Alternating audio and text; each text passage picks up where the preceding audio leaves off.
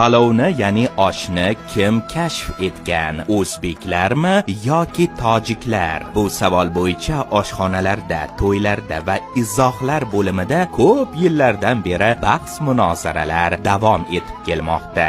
Biroq haqiqat ko'ringanidan ham teranroq va xushbo'yroqdir. Chunki palov tarixi kimniki haqida emas, balki nima haqida? Bu tarix, madaniyat, xotira va odamlarni birlashtiruvchi tamdir. Qadim zamonlarda O'zbekistonning mis qozonlarida zirvakning birinchi qatlami vishillashidan ancha ilgari palov allaqachon tayyor taom sifatida emas, balki g'oya sifatida dunyo bo'ylab sayohat qilayotgan edi. Palov bir makonda emas, balki insoniyat tarixi qaynayotgan minglab qozonlarda paydo bo'lgan. Palov Samarqand yoki Buxoroda emas, balki Hind Xitoyning tutunli bozorlari, Janubiy Xitoyning sholi terrasalari va qadimgi Hindiston ibodatxonalari oralig'ida dunyoga kelgan. Palov so'zi sanskrit tilidagi pulakadan kelib chiqqan deyishadi, lekin bu shunchaki guruch degani emas, balki yaratgan xonadon,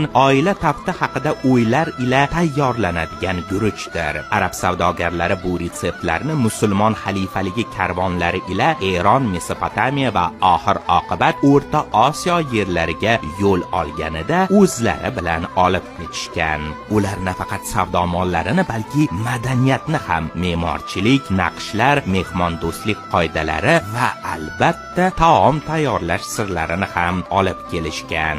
Eron va Kavkaz saroylarida palov hashamatli taom edi. Usmoniylar imperiyasida esa palov boshqa taomlarga hamroh ovqat bo'lgan. Ammo aynan Turkistonda, ya'ni bugungi O'zbekistonda u oshxonaning gul toji va millatning yuragiga aylandi. Bu yerda uni palov emas, oddiy qilib erkalagandek osh deyishadi. O'zbek osh ifori bilan tug'iladi va umrining oxirigacha uning muattar hidini tuygan holda yashaydi. Ha, to'g'ri, osh muazzam qozoq dashtlarida, go'zal qirg'iz to'ylarida, mag'rur tojik tog'larida ham yashaydi.